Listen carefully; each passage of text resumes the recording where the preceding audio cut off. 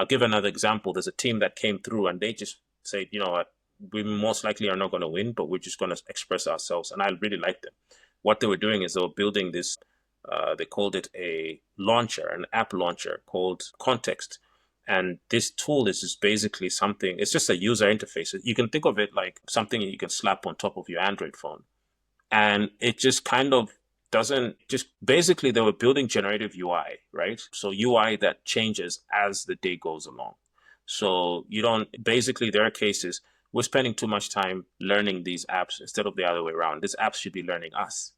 And so their idea was, you know, if you walk outside your door, it should know that, you know, you're probably looking for Uber and it should just kind of, you know, show that interface on your launcher instead of you going to click Uber and that and so on and so forth. And if you just ate a meal, it should know that you probably are looking for the payment user interface so that you can pay for your meal. So it's kind of morphing itself as the day goes.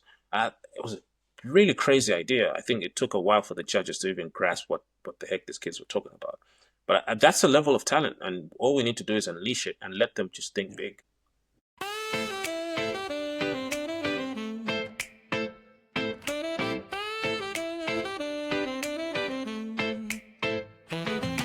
Deep in the soil where the sun don't peak, my heart knows the rhythm the drum birds speak. Roots hold tight, no storm can break. Building a future with each choice I make. Dreams high, but my feet stay low. All right. Yes. All right, my people. Welcome to the program. Today, I hear our intro suck, so I try to make it better. Welcome, fellas, to the program. We have Jeremiah in here and our in-house tech lead, distinguished developer extraordinaire, you know, based in the RW, chilling. Our dubs, baby. What up, what up, what up? Visit Rwanda, baby. Our dubs. We're hosting Yes. our dubs, yes. baby. We're hosting what we call a Visit Rwanda Derby. That means Arsenal versus PSG. That's crazy. Think about it. The only thing that I have to tell anybody is that only text Jeremiah when Arsenal wins. Oh my God. You get the best responses. I'm on high from him, five I today. swear. I wasn't supposed to go to work today, but I was like, let me put on my best Arsenal jersey and just go annoy the heck out of those people. It was a beautiful day. Also here, I mean, in this group, Jay, the biggest voice in career transitions, pharmacy to product. If you have any question, call him, man. Yeah, ready. I need to install myself in a bot already so that you have 24/7 access to me. 100,000%. Yep. And me, Anthony, product manager in this crew, just hanging out, chilling. But I think over the past few weeks, we've been messing around what's the best thoughts around the AI space and how we can talk about it in a way that is beneficial to everybody listening here. So we wanted to just take time to explore the AI space, almost like a AI 101, and deep dive into Africa's play, right? And we can go in any direction that we can. Yeah, I mean, so to put the entire conversation in context, I wanted to just like talk through the different ways where what we call mainstream AI or what we see as AI is translated. So think of 5 distinct levels, right? I think the first level here that we all are familiar with is with our chat GPTs, right? All of our apps that we are playing with that are frontline user focused AI applications. But underneath all of that, there are a bunch of things that we probably don't consider. And the first of which is with their computer hardware. There are a bunch of hardwares that control this entire AI ecosystem because then we have to build like applications and models on top of this hardware to use them. Big players in this area is Nvidia, and that's why everybody is like really crazy about Nvidia. They have significant monopoly in this market. They did things in the past that no other person did, and it's just falling on them. So they're like a huge Bigger player. bets. They took bigger bet, exactly. And it's so capital intensive that you don't find people coming up, right, in this area because like you can't compete.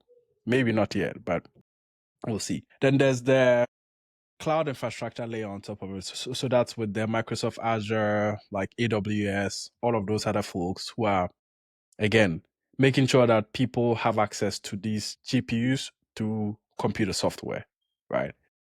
On top of that is the models. And that's like people actually creating data, interpreting data in a way that we can use. So we have like the ChatGPT model, we have the DeepSeeks, like we have Anthropic, what's the name? Claude, all of that in there. Then the fourth level is with the middleware or dev tools. And these are like the agents, like frameworks that we can use on top of like these models who can help us get the best answer. And then finally, what we are significantly exposed to is with these front user applications like ChatGPT, Perplexity, Replit, like name them. So I've been thinking through what an analogy to display all of this is. And again, in typical fashion, we go to ChatGPT and we ask them. And it's interesting that this analogy is about Jollof. Wow. Jeremiah, if you don't know Jollof, I tried some. I tried. I don't know how good it is, but I always Uh-huh. there's a Nigerian restaurant that I like to order from, and I have a wide variety of stuff Yeah, that I like I from there. mean that explains the comment. I mean, That explains the comment. It's like I don't know how good it to is be because honest we with had you, a Ghanaian one. to be honest You would with, have endorsed it. I kind of like gari. Is that what it's called? yeah. Yeah, What? Like cassava flakes. It's called yeah, cassava yeah. flakes. It's Gary, yeah. yeah, gari, and then A cassava flakes, exactly. I love it with okra soup with like some catfish in there. It's pretty good. Okay. That's my thing. Jollof is alright though. Hey, my man, you've been enjoying Yo. too many delicacies from Ghana. Yeah. You're not enjoying. You need to Yeah. face a tariff, So tell me you have Ghana friends without telling me you have Ghana friends. literally. Yeah. So if we think about jollof, right? Like if we think about jollof, like in this context, the hot meal of jollof that you just had, Jeremiah, is like the application layer of AI. Like everybody eats it, right? Everybody eats it different. Some put fish on it, some put meat, some put plantain, which you should, So that's like the application layer of the AI. Now, the stove. So we are going to start from the back. The stove and the heat on which like the entire jollof was cooked is like the hardware layer, right? Then the kitchen setup in which like you built or you made this jollof is like the cloud infrastructure, right? You have things around that you can use to like, whatever, mix it in there. Then the chef here is your model. Because the chef actually knows what to do, what the recipe is, what things to mix around to make the food great. So the chef knows how to cook. That's how the model knows how to cook. you know. Then on top of the Like chef is the Bukayo, middleware tool. So that's like like your Chef Bukayo. I don't that I think That's that's a oh my bad. if Bukayo Saka had scored that penalty, we probably okay, wouldn't have okay. heard anything. We wouldn't have He's this cooking. podcast. No, absolutely not. So I think that's a general theme around what I think the AI landscape is. I mean, firstly, what do you guys think though? Yeah, man. Like it's interesting that you brought that up because I actually have a article that I wrote, a blog post that I wrote about this exact same thing, and we could probably link it somewhere. But basically, my article or my blog post is making the case that I think Andrew Ng, who's like one of the leaders in the thought leaders in AI, and has been for the last 10, 15 years. Um, he made a statement back maybe I want to say 10 years ago that AI is the new electricity, right? I think that was during the deep learning sort of phase. And in just for context, we're kind of like now in more of the generative AI phase, and I think that's what everybody refers to when they say AI, or at least most people do. I think 10 years ago, whenever people said AI, they really meant neural networks and deep learning and stuff like that. And 20 years ago, when people said AI, it was probably something completely different. It was probably on some maybe some game like gaming AI or like some simple decision systems. Anyway, so he made a statement 10 years ago to say AI is in your electricity. And what he meant then was to say that AI is going to be everywhere. It's going to be ubiquitous, just like electricity is. And I looked at that statement this year, and I thought to myself, this is actually the perfect analogy that you could think of about AI, and but for reasons that are slightly different from what he meant. In my opinion, when I look at AI as the new electricity analogy, I look at electricity as something that has got very interesting players across its value chain. So at the very core of electricity is what's the sort of the generation play. So they're the folks who generate the electricity, at the companies that do this electricity generation. I don't know what you call them in Ghana, in the US, or wherever. We call them ESCOM back in Malawi. And I think these guys are the ones who they run the turbines, they run the whatever, the gas stations or the pipelines, everything that has to do with actual generation. And they're heavy duty, heavy machinery type of companies. The power And plants, yeah. yeah, you probably don't want to be going into that business just because of how you need to be heavily invested into running electricity generation. So I don't think everyone understands that it doesn't make economic sense for them to generate their own electricity. And I think I can make that an analogy between the generators of electricity with the builders of the large language models. I look at large language models as electricity in this case, and you're going to have very few generators of the large language models. So companies like Anthropic, companies like Google, obviously with Gemini and stuff, just because of the volume of data that's needed and the volume of GPU, you mentioned hardware that's needed to kind of like really build this high quality LLM. And I think after the generators of electricity, you have what we call the distributors of that electricity. So these are the companies that run kind of the cabling, right? And sometimes it's the same company, but most of the time in most countries now you've got a separate company. You've got the company that generates, and then the distribution company buys from the generation company. They're in charge of maintaining the lines, the electricity lines, right, and the transformers and stuff like that. No pun intended. And I think in the AI in the space, I think those sort of distribution companies would be kind of like your middleware companies, so your Hugging Faces and perhaps even your cloud infrastructure companies. They're not building the models themselves, but they're like creating the infrastructure to get those models available to a lot of folks on the ground. You could probably add a third layer, which is like sort of the companies that do the interface between, maybe in electricity, you've got the companies that maybe they do the billing or they do the, I guess, connection of the individuals or stuff like that. I don't have an analogy for that. But then at the end of it all, you have companies in the electricity value chain that actually do the appliances, right?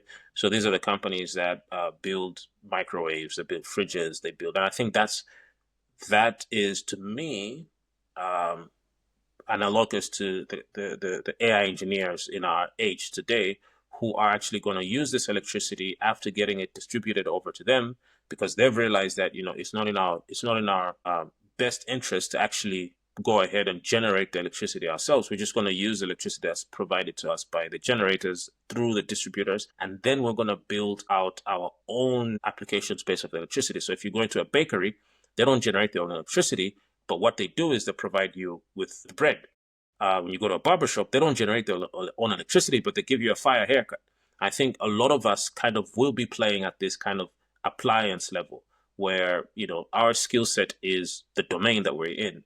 And maybe our competitive advantage is the data that we have that's separate, that's different, right? That's going to differentiate, which is analogous to the skill that a barber has. You go to a specific barber not because of the electricity, the quality of electricity, right? You don't care about the electricity that your barber uses. You care about the skill that they have in terms of manipulating that electricity through the sort of clip and then giving you a nice fresh cut. I think that's what's going to happen now. Electricity itself is going to be commoditized. It already is becoming commoditized. Everyone's going to have access to the same voltage, right? But what's going to be different is what you do with that voltage. And I think, yeah. So I kind of wrote a blog in detailing that called "Is AI the New Electricity?" And that's what I'm trying to paint. And the more I think about it, the more time passes, the more that's just seemingly becoming more and more true. Yeah. And the reason I wrote it is That's because interesting. I wrote it is because I'm seeing so many people asking the wrong questions when it comes to AI, especially here in Africa. A lot of discussion is about should we build our own GPT? Should we build our own large language models? Why are we not doing that? And I'm like, I think you need to understand the value chain of this AI thing, and you need to ask yourself whether it may make sense for you to build your own large language model, right? There's a reason Apple is still using ChatGPT in their Apple Intelligence. They're not. They could build their own large language models if they wanted to. So anyway, that's the snippet of it all. I think it's kind of the spoiler because I kind of gave it all away. But yeah, you should go check out the blog for more details. Actually interesting, talking about diving into the application layer. Maybe downstream in the conversation, we talk about how we get to integrate. But I also have like a contrarian view because then we do have some data sets. Even when these organizations, OpenAI and all those guys, they do the training through like, these third party companies and this content moderation whole thing is an industry. There's a bit of trying to incorporate, localized data and all of that. Just that I think the depth of that is not really huge. And there's an opportunity for us to play in that second layer, which is, or let me say the layer that has got to do with building the contextualized models. It might not be foundational, but then it might be like contextualized models. And then we can tap into some unique capabilities, which are really trained on our own data and our own experiences. So I believe, Anthony, as we move along in the conversation, that's something that would definitely come up. Yeah, I mean, and even I think we can pull a couple of strings here, even like in future conversations. So like we can take like the hardware, and we can really like go deep and explore what we can do as Africa. Because I mean, I think there's a part to play in that, even if it's very marginal, right? I'm curious, right? Jeremiah, like you're on the ground, you're seeing devs, you're meeting devs, you guys are building stuff. It looks like Rwanda is like the melting pot for these AI conversations at first. I want to understand if these AI conversations that are happening in Rwanda, is it translating into the dev communities? Like, are you seeing folks building interesting stuff, beyond the whole, like, I want to build my own model, I want to like localize. And again, I binged on like a huge amount of AI conversations in Africa. And it's either the governments were complaining about, hey, like AI, but we need to regulate against misinformation, disinformation on one end, and AI, but we need to localize. Guys, And I'm like, hey, can we pause this? But I'm curious to hear, Jeremiah, your thoughts on that. Like, what are you seeing on the ground? Yeah, so I think I just recently attended the first ever. I guess it's kind of ironic, but it's called Global AI Summit on Africa. I think there are a lot of interesting players that came about. I would say most of it is the usual kind of talk you hear from especially African leaders and African entrepreneurs.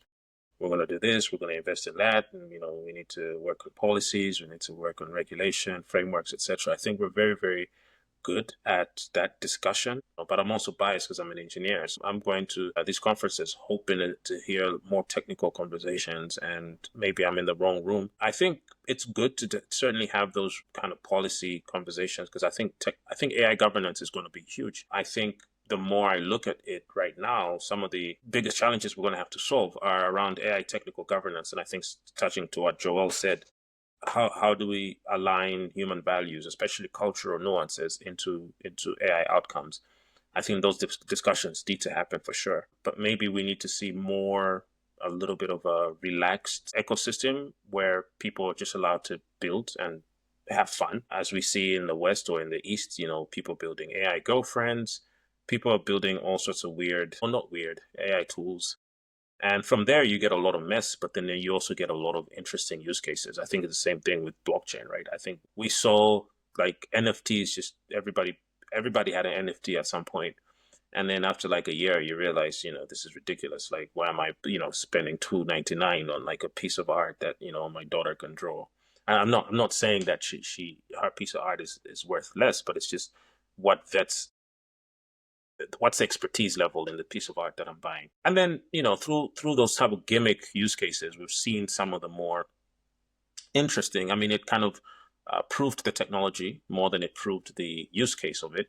And, we were seeing, I think, the maturation of some of these blockchain technologies. So I think with AI, I think we also need to allow that to play, especially in Africa, where people just need to be free and build stuff without too much of a discussion on how this is going to solve world hunger or like improve agriculture yield and all these things, because I think that's what it ends up being. I mean, at the summit, like I would say 70% of the pitches were around like agriculture and health which are great, but like, I think there's a lot more interesting stuff that you could also do that pushes the technology forward or pushes your ingenuity or your creativity or your curiosity forward.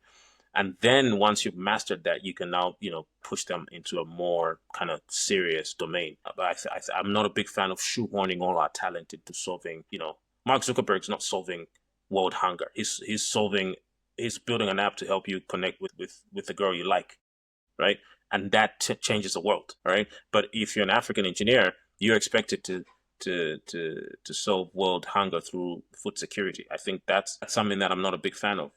But coming back to your question, certainly I've interacted with a lot of engineers, coming engineers. I think what's happening is an interesting thing.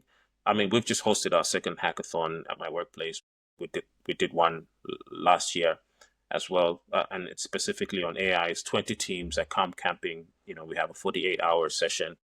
And what's interesting is there's some folks who are coming from like traditional institutions, very, very high quality institutions, academic institutions, and that's the talent that's coming out.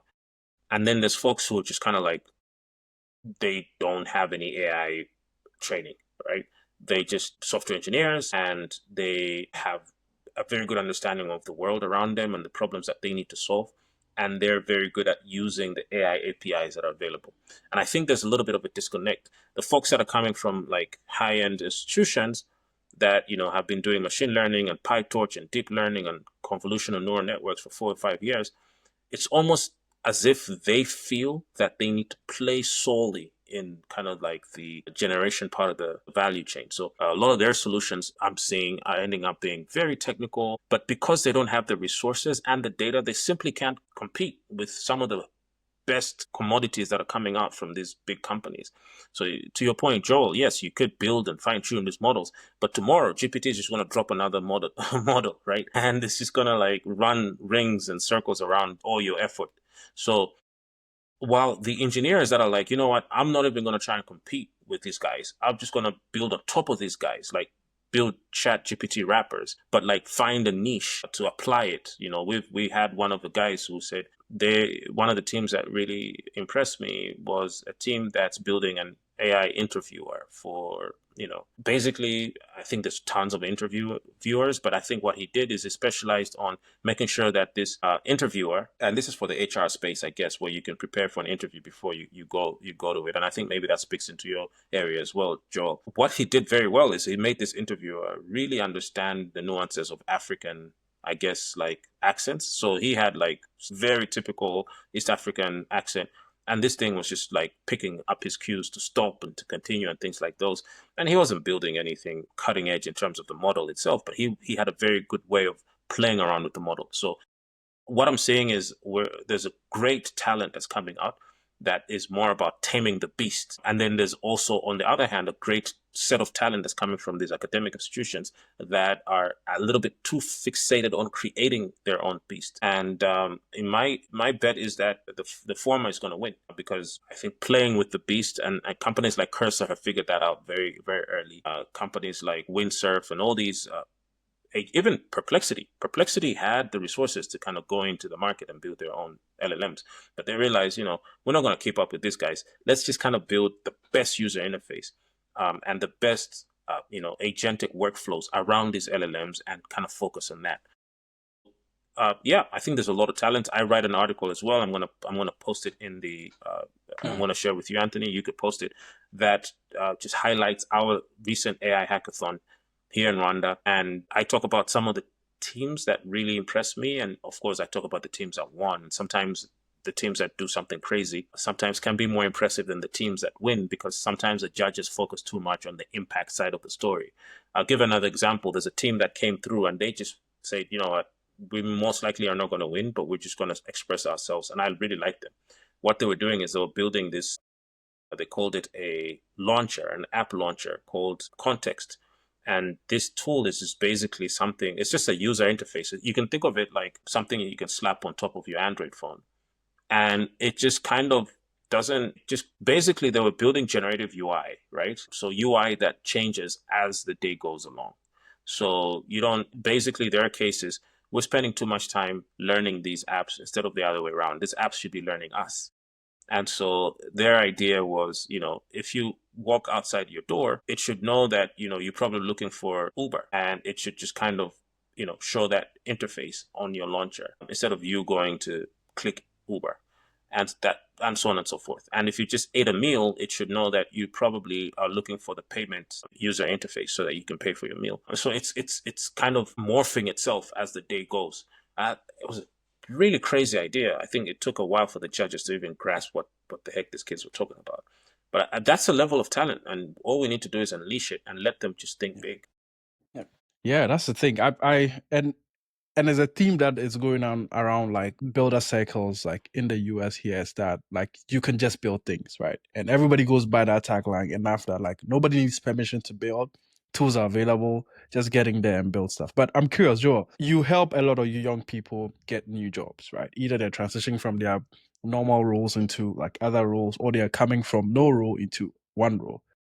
Within the spectrum of somebody who's a tech person, who should know this, and somebody who's not traditionally a tech person. Well, what are the themes that you're seeing across this? Like, are people using AI? Are people building with AI? Like, what are you seeing? It's quite interesting. For the most part, I think there's been a greater number of people, like a higher percentage of penetration.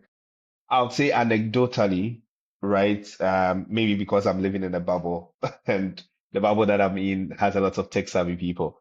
But I mean, it was quite shocking to me. Quite recently, I was talking to a guy who takes care of a building site, and we were talking about school. He wanted to go back to school and all of that. Considering his fees, I thought it was affordable. So I was like, hey, you are taking care of this site. There's a time range within which you're working here.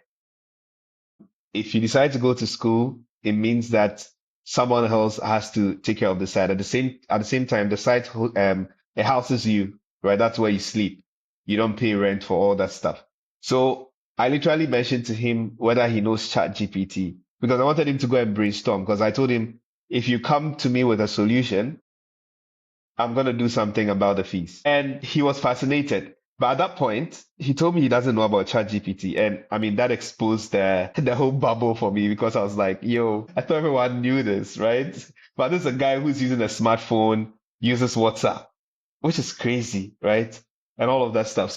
That's just like I wanted to show the other side. As in, there are people who still do not know about this application layer. But really and truly, when it comes to um, uh, people who are exposed to some level of tech, maybe they're working in corporate and all of that stuff, not necessarily traditional roles, but then they are working in corporate, working in maybe admin heavy jobs or jobs that require a lot of, writing letters and all of that. I've seen the trends coming from a lot of Gen Zs that I interact with, because it basically makes life soft, right? There is no Gen Z that I've come into contact with that has not worked with, ChatGPT. And it's quite interesting. I mean, I use ChatGPT because it's the most common. On the other hand, you would also think that when people encounter challenges, blocks, right, in their thought process, career-wise, they would actually go on ChatGPT and have a chat with it. On the contrary, that does not happen. And for me, it's mind blowing, right? There are people who reach out to me, and I'll typically, I try to simulate the conversations. I typically try to run their enquiries through ChatGPT. At the same time, I'm giving them answers. And sometimes ChatGPT comes up with like even smarter answers that I have, right? And I ask myself, why are you not getting career help with this tool? Because it's literally something that you can ask any question, any damn question, for the lack of a better word, and get answers to. So people are using it for their work, like they're generating letters, generating emails, and all of that stuff. But career related stuff, they are not using it. And Interesting. I mean, it could probably be a skill issue in terms of prompting and giving context and all of that. People are not going through that. And I think that's what Mandy's trying to do, because you're trying to abstract that layer and then have like those workflows, right? So that you are able to have like ready to go stuff. I've seen people do this whole resume bit of things. And I think there's always a gap between how do I prompt this thing to get it to give me the right output. So prompting probably is like one of the biggest challenges. But then if it's like day to day, generate this document or, all those things like generate this letter or something, it's quite easy. Or real word, there's Ghibli. I mean, like Ghibli, if it's like Ghibli, people would use it. But when it comes to career related stuff, it's just shocking. I actually had a conversation with someone, and I probably think it's a case of trust. So in our context, right, we love to interact with people. I'm sure Africans struggle the most when they move to the US or the UK. You typically would have to send your enquiries or your issues with platforms. Let's say you order something and there's an issue. You would have to deal with a bot first before, if anything, you get to deal with a human. I mean, that's very common in the UK. And I struggled when I was doing my master's education. I kind of struggled with that because I wanted to talk to someone, right? I wanted Yeah. to feel heard. And going through all these layers was just not it. And I think like bringing that back into this conversation, I think there's an element of trusting there. Although ChatGPT will give you all the relevant results, it's like I rather would trust someone who's experienced, who has done this career coaching thing to give me advice, on everything careers. And for me, it's quite shocking on the side of applicability. But then when it comes to skills building, I've seen a couple of people pick up like AI engineering skills, which is interesting, right? So, the bit about, I think that applies to the lang chain layer. So already existing models, then there's a LangChain layer, and then you are applying it into like in a particular use case for an app. So I've seen a lot of people go into that area, and I think they're kind of thriving. Jerry, the Andrew guy that I was talking to you about, Andrews has been doing amazing stuff with LangChain and then the different models.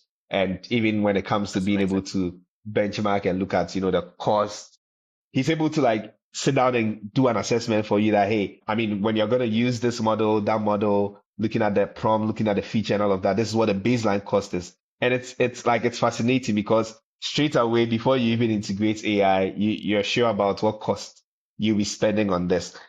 So there's that part of like the core AI engineering bit. And then there are devs who are optimizing their work with AI. Again, I've seen junior engineers, some of them trying to not use AI at all because they feel like that would kill their work or that would kill their creativity because then it abstracts everything and then you don't get to understand the meaning behind the code that you are writing. There are vibe coders and all of that, but most of the young people that I've come across do that. Experienced devs also use AI, but then they use it like responsibly in certain areas where they want to do a lot of heavy lifting and all of that, or develop some boilerplate, or sometimes develop test cases and all of that.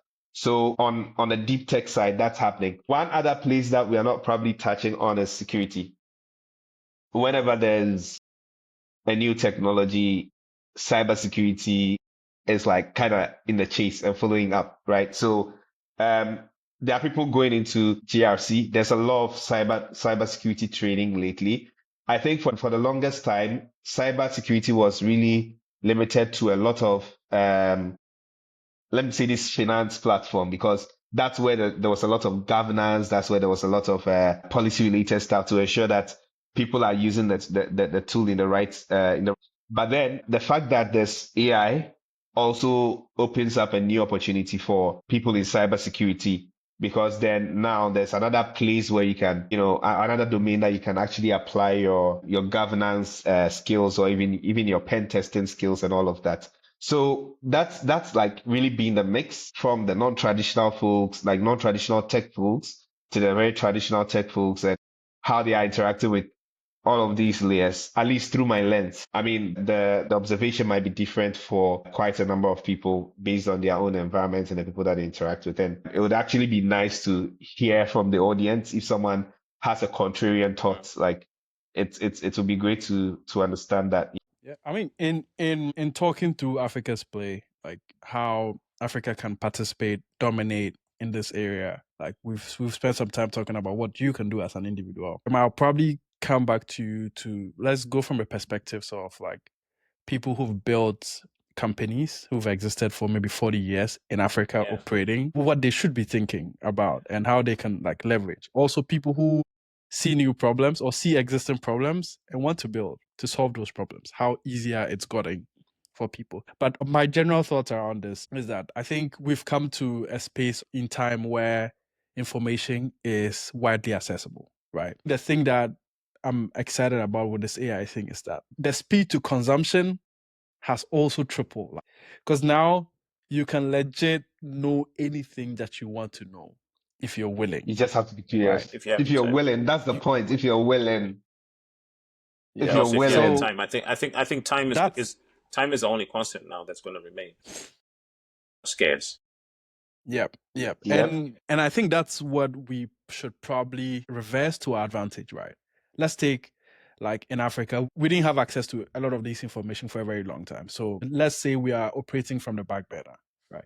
Now we can use AI in very, very interesting ways to get our kids to probably finish high schools in 2 years instead of 3 years. Because then again, Mhm. we are able to get them to assimilate this information as fast as possible, give them relatable examples, cutting the feedback loop. So then, by the end of the day, if we play our cards really well, we'll bring up more people in the world, but also more smarter people in the world to compete. And Yep. that's how I think we can play in this space. But Jeremiah, like, I'm curious to hear your thoughts around what the Yeah. government of Rwanda is doing, like what existing businesses can do too. Well, I mean, look, any time that we've had transformation of technology in the world, the fear has always been that that kind of creates a disruptive effect on especially the labor economy. And I think that's definitely true with AI. It was true with, when we moved from horses to cars, everybody was going crazy, right? Because you had all these expertise that had built up hundreds of years of maintaining horse efficiency. I think to answer your question, I think what we're seeing in Africa is an opportunity for us to really participate in the AI economy. And I think if we really focus there, we're going to see so many new jobs that are going to be created. And if you're a politician listening to this, call me, okay? I'll give you the play on how we can achieve, that level of productivity. But in all seriousness, um, I think coming back to the analogy of the horse, when we got rid of the horses, we created so many more opportunities with the automotive industry. So not only folks who are involved in the engineering of these cars, but in the value chain, the creation of the metals and all these things, right? The alloys, the tires, and then the fuel, right? The economy around, we've got whole countries that benefited just by us moving away from horses to cars. Whole countries have been built up. I think if you look at AI from that point of view, then you kind of start to see the transformative impact that it's going to have on our labor economy, on just the economy in general.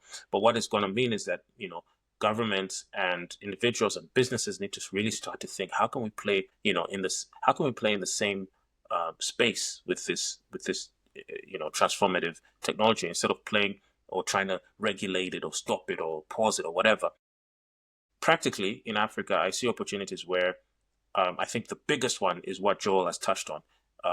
We can create, if you're a company right now, if you're a startup, you could just build a startup around prompt engineering training, right?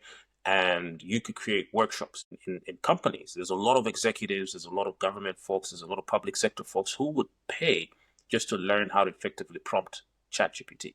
And that alone is a low hanging fruit, right? You can create small courses. You could bind them, put them up in books. Africans, we love reading these little, PDFs that or whatever printed material of just how to use ChatGPT in a practical way, for different practical use cases, and people will gobble up that information, right? And so I think on the sort of capacity building area, there's already such a huge play that's going to be potentially lucrative, and then you've got other players who can just simply participate in whistleblowing, right? On the cybersecurity part, right? How do you ensure that AI is doing the right thing? And there's going to be companies that are going to be formed around just alignment. How do you ensure that the AI models are being aligned with human values in different languages? There are companies that will just participate in the data pipeline, right? There's companies that are just going to start collecting data as we speak today. I don't know what language you speak. There's probably a need of, hundreds of thousands of hours of data to make these foundation models better at either speaking or understanding or even generating text in your language. There's going to be companies right now that we're already seeing companies in Rwanda like Digital Muganda. There's another company that I forget its name, and all they're doing is collecting data sets in African languages. And I tell you what, that alone is just $1 billion industry, because the amount of data the amount of African languages, sub-Saharan African languages that are in high-end AI models today is about 0.1% of the training data of ChatGPT, right? Which means that there is 99%, well, obviously not, but there's a lot of percentage of data that we still need to collect. And there are going to be companies like what we're doing now that are just going to create podcasts in local languages and collect that information and use it for model development, right? And again, not only voice, there's video data, there's text data. Right now, some of the use cases we're seeing is OCR, right? Now, how do you make these OCRs work in local languages? How do you make these?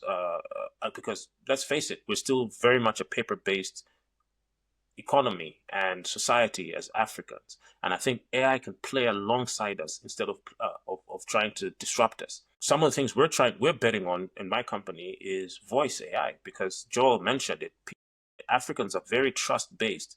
If you have a problem, you want to pick up the phone and talk to a real person and really vent. And we believe that voice models in local languages are going to be a huge hit. Not only do they allow us to connect at a cultural level, they also allow us to bypass some of the barriers that are there with just traditional compute.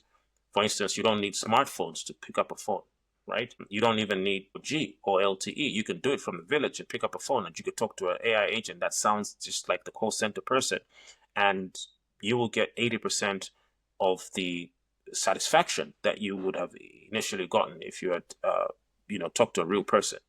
So all those are plays on a technical level, on the non-technical level with training, job development, policy building. We're going to see people who are going to just be building policies for companies, frameworks for companies, regulatory frameworks for companies. How is this, in the legal space? How are you going to be using AI in your company? And people are going to have to write up all those documentations. At a government level, there's going to be companies that are going to do that. On a whistleblowing level, there's going to be companies that are going to be whistleblowing against malicious AI. There's going to be companies that are going to be labeling. If a video is generated using, deep fake, there's going to be companies that are just going to have expertise, even with human beings, to label, what has been found to be deep fake and what isn't. That could go ahead and improve, the model's ability to identify deep fakes. And finally, what I will say is model evaluations. In my job right now, I am relying a lot on humans to evaluate the chatbots that we build or the agents that we build. Because it turns out that at the end of the day, humans are really the best judges of whether or not the AI agent is doing the job well. Because, when you don't use human evaluation, you're really using some sort of technical benchmark that may not replicate or simulate the real interaction with the human. So today, if I build a chatbot, that is supposed to provide customer support, I need to call the customer support expert to say, hey, can you evaluate these 2,000 conversations in the chatbot and tell me where it's getting it wrong? And they spend a week, 2 weeks just doing that evaluation. Those are new jobs that are going to come up, in this AI era. And these are specifically made for Africans because, we have a lot of time and we have a lot of youth. And let's be honest, it's kind of cheaper to hire us to kind of do these human evaluations and all these other things. So there's huge opportunities. We just need our governments to really align to these opportunities, and we can create, a lot of productivity in our economies that is piggybanking AI instead of trying to fight it, instead of trying to pause it, stop it, etc. Right? And obviously, on the deeper side, there are the experts who are going to be building their own large language models or small language models, etc. But they're going to be very, very few, and they're going to be on the kind of more advanced end of the pipeline. But I think a lot of us are just going to participate in the economy to just help AI, just like we have mechanics that are helping the vehicles. We have, when your vehicle breaks down, you have to take it to the mechanic. And that's created so many jobs for mechanics. And then you've got people who manufacture the vehicles and dealers and salespeople and et cetera, et cetera. That's just going to happen. But AI is going to be at the center of all these new opportunities. Yeah, I think we should probably end on a note where people can take some of the stuff we say and apply it to their daily life. So maybe let's end on playing on the fifth layer, or that's the AI application. Between two of you and myself, what are applications that you're using right now, 2 to 3, and how are they helping you, right, in your daily lives, whether professional or personal? So as a PM, so it's been as a PM and as a career coach or whatever. So as a PM, it's been a bit of Replit and Bolt because I've had to bring ideas to life for whatever features that we are building, and making it like clickable, making it very tangible helps to paint the clearer picture even for the designer, right? Considering that I do have like a deep domain knowledge in the stuff that I'm building, it makes it quite easy to work around work. So if you're a PM and you're probably listening, I think, I mean, of course, you've not tried Replit or Bolts, you've not tried vibe coding. I think you should.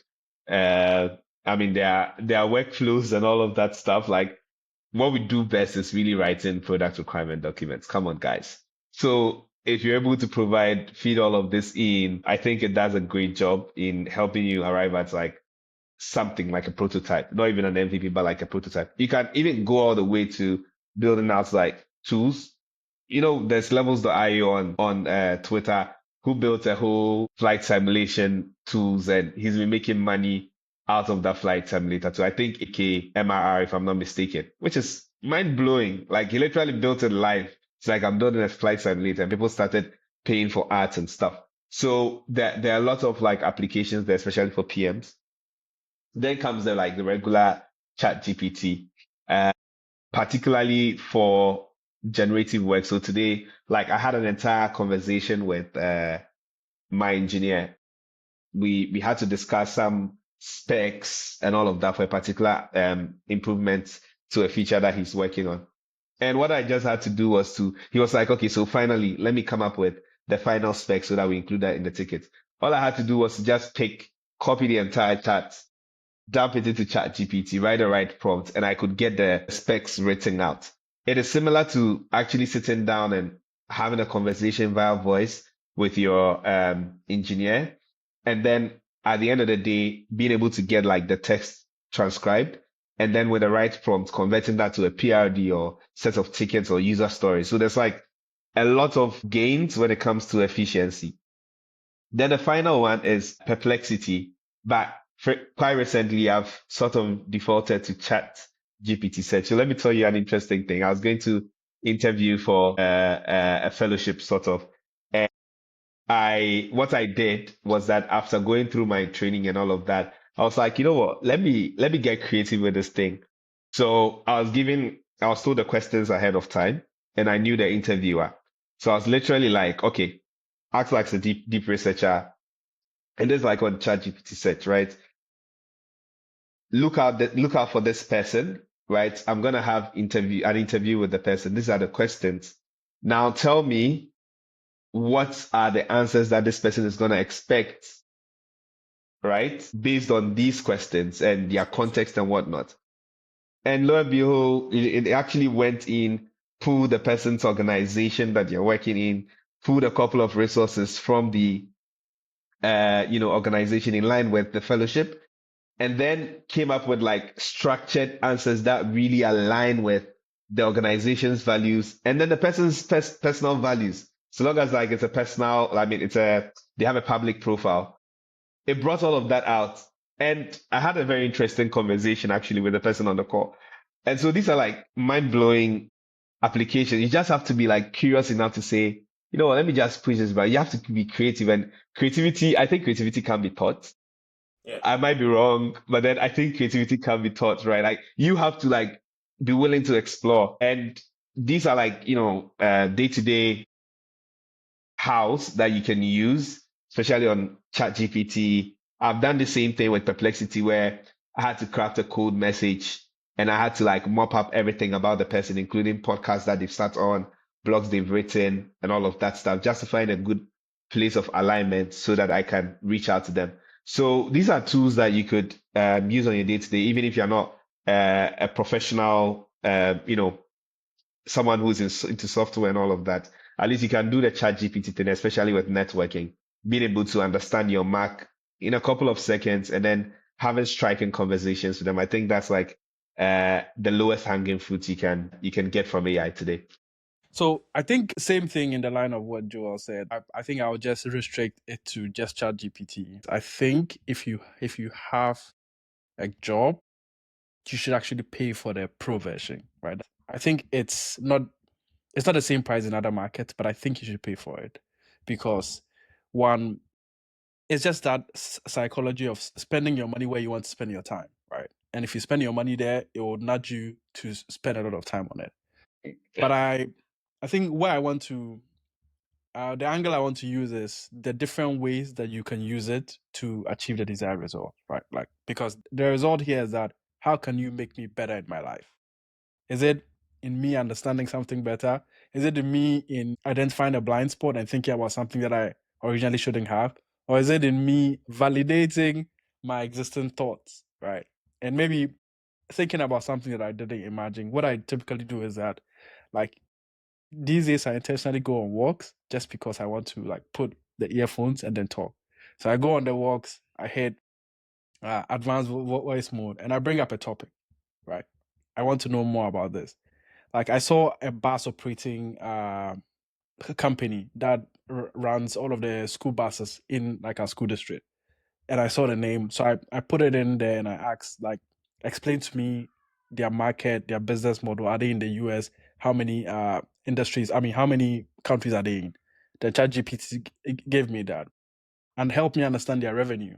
Like we spoke about this, and then I said, okay, help me compare them to what Uber and Lyft does, because it's the same ride-hailing purposes, but one is B2B and the other is B2C. Then I went further to say, okay, help me understand if Lyft or Uber wanted to play in this market. It seems very easy. How would they play? Right. Then it gave me a playbook. But essentially, within the space of 15 minutes, if I had the money, I would open up a startup in that in that enclave. Because then like I saw potential, or I just became smarter. So just that like playing with it or having it as a thought We should talk partner about that startup. I is think that's a like pretty dope is startup. significant for me. I swear. Because I mean, it's I school swear, children. like I'm curious now. Yeah, it's school children needing to go to school, so Yeah. there's a ready market, right? You just need to And always, provide them mobility support. It's ridiculous. But wow. yeah, So no more school buses. Wow. I do Perplexity too for intense knowledge consumption, right? Like a niche area that I want to know about. Like I know just a bit about it. I'm interested. Almost like the prediction market thing. Like I put it in there, compare prediction market to polling markets, do a deep research and tell me like why I should be concerned about this. Like, and I did like a deep dive. Like I sat down for 10, 15 minutes. I blitzed through it and I was, I was happy about it. So I think if you frame it in a way that you can use it to get more information and become better in your life, it will really, really, really help. Yeah. That's awesome, man. Yeah. I mean, for me, it's mostly Genuine. on just some of the techniques that I use in my daily life. I love to talk, so I think what I do is I sometimes brainstorm with myself.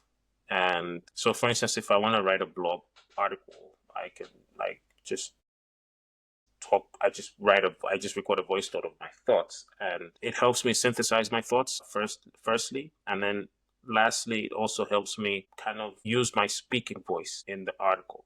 So once I synthesize my thoughts in like a walk, then I would send those over to I would trust because Apple now you could like transcribe your voice notes, your voice memos into text, and I send that to ChatGPT and say, hey, come up with a structured blog piece, and that gives me like an 80% draft, and it sounds like me. It doesn't sound like AI. It has my thought pattern figured out, and that's like me just talking to my phone for 15 minutes and I have a high quality, especially a technical piece, right?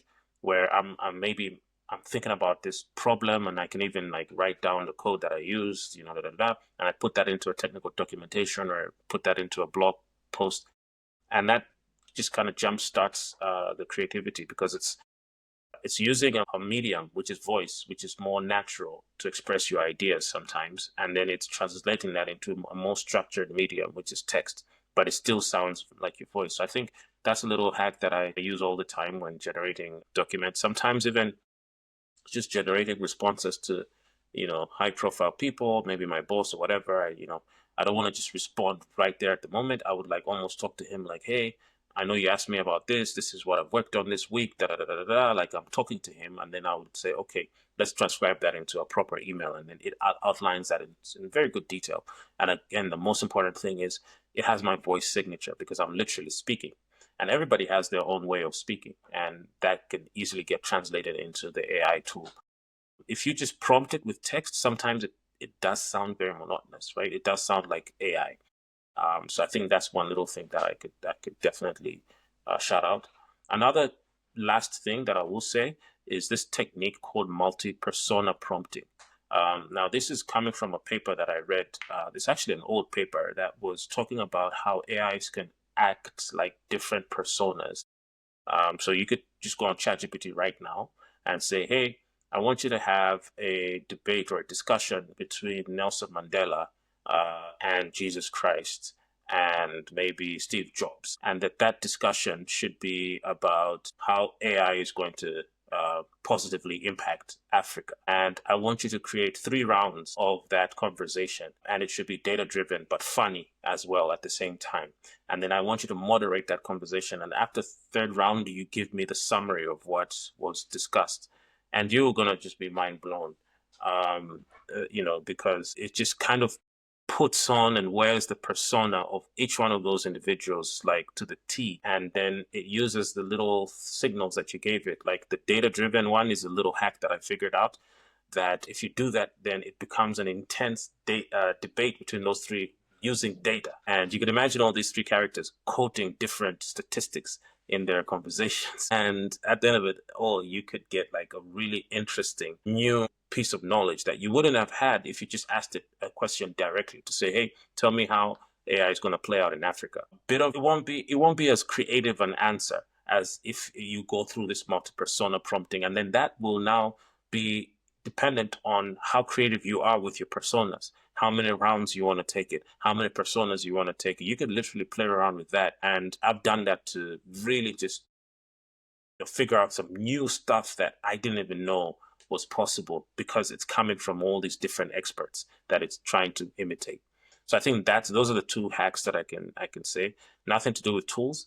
It's mostly just to do with workflows, right? The first one, recording your voice, grabbing the transcription, and then having a high quality document. And then that sounds like you. And the second one, multi-persona prompting. You can Google it. It's just going to change the way you plan or brainstorm about just, it's going to make you creative. Cool. Yeah, man. So, Interesting. yep, it's a new world, man. It's a new world. Like over the next few weeks or months, we'll just spend a lot of time on this pod, just exploring in what ways this new thing is going to change our lives, in what ways you can make your life better by using AI, and what you need to know with AI in your domain. And I think we can go on many verticals, right? We can do law, AI, we can do like the music, creative arts industry, and AI, we can do engineering, all of that type stuff. So Can't wait for it. Yeah, we got to talk about that business of yours with the bus route. I think that's pretty cool. Yeah, it's really yo. wild.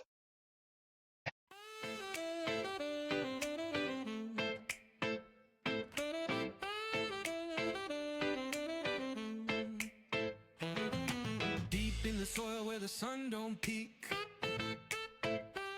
My heart knows the rhythm the drum birds speak. Roots hold tight, no storm can break. Building a future with each choice I make. Dreams high, but my feet stay low.